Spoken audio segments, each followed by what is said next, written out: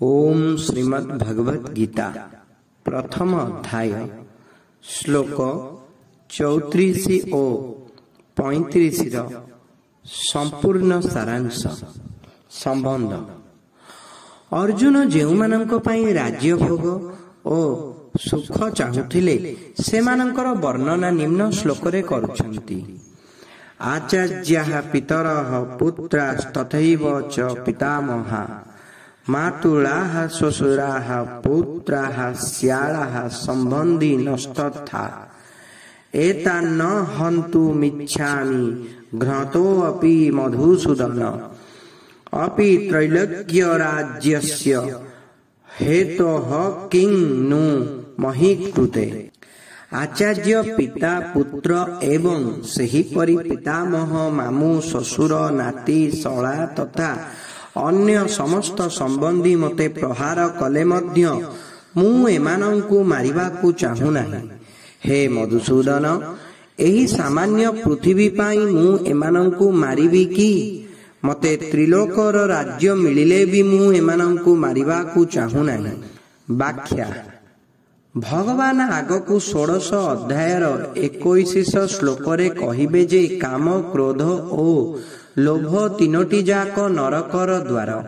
वास्तव रे ए तीनोटी एकमात्र कामर ही भिन्न भिन्न रूप। सांसारिक वस्तु व्यक्ति आदि को महत्व देबारु ए तीनोटी जात हुअंती। काम अर्थात कामनार क्रिया दुई प्रकारर। इष्टर प्राप्ति ओ अनिष्टर निवृत्ति। एथि मध्यरु इष्ट प्राप्ति मध्य दुई प्रकार। संग्रह करिबा ओ सुख भोग करिबा। संग्रहर इच्छा को लोभ कहंती ओ सुख भोगर इच्छा को काम कहंती। अनिष्ट निवृत्ति रे बाधा आसिले क्रोध जात हुए, अर्थात भोग ओ संग्रहर प्राप्ति रे बाधा प्रदानकारी प्रति अथवा आमर अनिष्टकारी ओ शरीरर विनाशकारी प्रति क्रोध जात हुए। फलरे अनिष्टकारी को विनाश करिवार क्रिया साधित हुए।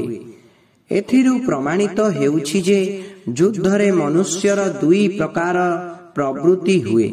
अनिष्ट निवृत्ति करिबा पाई अर्थात निज क्रोध को सफल करिबा पाई एवं इष्ट प्राप्ति पाई अर्थात लोभ पूर्ति करिबा पाई।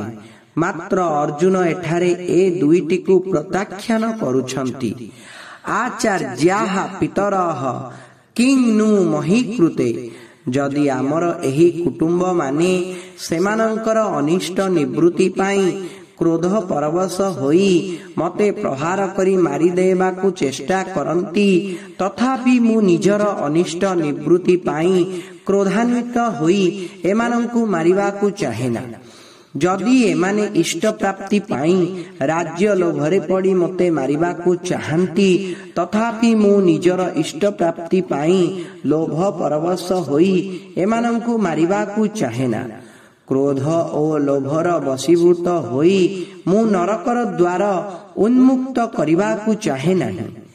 एठारे दुई थर अपिपद प्रयोग करिबारे अर्जुनंकर अभिप्राय हेला, जदि मु एमानंक स्वार्थरे बाधा देबी नाही एमाने मते मारिबे काहीकि। धरंतु मु आगरु एमानंक स्वार्थरे बाधा देइछि बोली भाबी एमाने मते विनाश करिबा पाई प्रवृत्त हेले, तथापि मु एमानंकु मारिबाकु चाहेना। द्वितीयतः एमानंकु मारिले जे मते तीनि लोकर राज्य मिलिजिब एहा तो आद्य संभव नुहे। धरा जाऊ एमानंकु मारिबारु मते तीनि लोकर राज्य मिलिब, तथापि मु एमानंकु मारिबाकु चाहेना। मधुसूदन। संबोधनर तात्पर्य हेला आपण सिना दैत्य मानंकु मारंती, किंतु आचार्य द्रोण ओ पितामह भीष्म प्रभृति कोन दैत्य होइछंती जे मु एमानंकु मारिबाकु इच्छा करिवि। एमाने तो आमर अति निकटतम संबंधी। आचार्याः एही कुटुंब मानक मध्यरु जेउ द्रोणाचार्य प्रभृतिंक सहित आमर विद्या शिक्षार ओ हित भावनार संबंध रहिछि, जेपरि पूज्य आचार्यंकर सेवा करिबा उचित ना सेमानंक सहित युद्ध करिबा उचित। ଆଚାର୍ଯ୍ୟଙ୍କ ଚରଣରେ ତ ନିଜକୁ ଓ ନିଜର ପ୍ରାଣକୁ ସମର୍ପଣ କରିଦେବା ଉଚିତ। ଏହା ହିଁ ଆମ ପାଇଁ ଶ୍ରେୟସ୍କର। ପିତରଃ ଶରୀର ସମ୍ବନ୍ଧ ଦୃଷ୍ଟିରୁ ଯେଉଁ ପିତୃତୁଲ୍ୟ ବ୍ୟକ୍ତି ଏଠାରେ ଅଛନ୍ତି, ଆମର ଏହି ଶରୀର ସେମାନଙ୍କର ପ୍ରତିରୂପ ଶରୀର ଦୃଷ୍ଟିରୁ ସେମାନଙ୍କର ସ୍ୱରୂପ ହୋଇ ଆମେ କ୍ରୋଧ ବା ଲୋଭବଶତଃ ନିଜର ସେହି ପିତାମାନଙ୍କୁ କିପରି ମାରିବୁ? ପୁତ୍ରାଃ ଆମର ଓ ଆମ ଭାଇମାନଙ୍କର ପୁଅମାନେ ସର୍ବଥା ଆମର ପାଳନୀୟ। ଏମାନେ ଆମ ବିପକ୍ଷରେ ଯାହା କଲେ ବି ଏମାନଙ୍କୁ ପାଳନ କରିବା ଆମର ଧର୍ମ। ପିତାମହା ସେହିପରି ଯେଉଁ ପିତାମହମାନେ ଆମ ପିତାଙ୍କର ମଧ୍ୟ ପୂଜ୍ୟ, ସେମାନେ ତ ଆମ ପାଇଁ ପରମ ପୂଜ୍ୟ। ସେମାନେ ଆମକୁ ତାଡ଼ନା କରି ପାରନ୍ତି, ମାରି ପାରନ୍ତି, କିନ୍ତୁ ସେମାନଙ୍କୁ ଯେପରି ଦୁଃଖ କଷ୍ଟ ନ ହେବ ଏବଂ ସୁଖ ଆରାମ ଓ ସେବା ମିଳିବ, ସେହିପରି ଚେଷ୍ଟା କରିବା ଆମର କର୍ତ୍ତବ୍ୟ। ମାତୁଳାଃ ଏ ମାମୁମାନେ ଆମର ପାଳନ ପୋଷଣକାରିଣୀ, ମାଙ୍କର ଭାଇ ଅଟନ୍ତି। ଏଣୁ ଏମାନେ ମଧ୍ୟ ମାଙ୍କ ପରି ପୂଜନୀୟ। ଶ୍ୱଶୁରାଃ ଆମର ଏହି ଶ୍ୱଶୁରମାନେ ମୋର ଓ ମୋ ଭାଇମାନଙ୍କ ପତ୍ନୀଙ୍କର ପିତା ଅଟନ୍ତି। ଏଣୁ ଏମାନେ ଆମ ପାଇଁ ମଧ୍ୟ ପିତୃତୁଲ୍ୟ। ଏମାନଙ୍କୁ ମୁଁ କିପରି ମାରିବାକୁ ଇଚ୍ଛା କରିବି? ପୌତ୍ରାଃ ଆମ ନାତିମାନେ ପୁଅମାନଙ୍କ ଠାରୁ ମଧ୍ୟ ଅଧିକ ପାଳନ ପୋଷଣର ଅଧିକାରୀ। ଶ୍ୟାଳାଃ ଆମର ଶାଳକମାନେ ଆମ ପତ୍ନୀମାନଙ୍କର ପ୍ରିୟ ଭାଇ।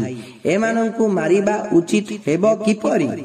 ସମ୍ବନ୍ଧୀନଃ ଏଠାରେ ଯେଉଁ ସମ୍ବନ୍ଧୀମାନେ ସମ୍ମୁଖରେ ଅଛନ୍ତି ଏବଂ ଏମାନଙ୍କ ବ୍ୟତୀତ ଆଉ ଯେତେ ସମ୍ବନ୍ଧୀ ଅଛନ୍ତି, ସମସ୍ତଙ୍କର ପାଳନ ପୋଷଣ କରିବା ଉଚିତ। ସେମାନଙ୍କୁ ମାରିବା ଅନୁଚିତ। ସେମାନଙ୍କୁ ମାରିବା ଦ୍ୱାରା ଯଦି ଆମକୁ ତ୍ରିଲୋକର ରାଜ୍ୟ ମଧ୍ୟ ମିଳେ, ତଥାପି କଣ ସେମାନଙ୍କୁ ମାରିବା ଉଚିତ ହେବ? ସେମାନଙ୍କୁ ମାରିବା ତ ସର୍ବଥା ଅନୁଚିତ।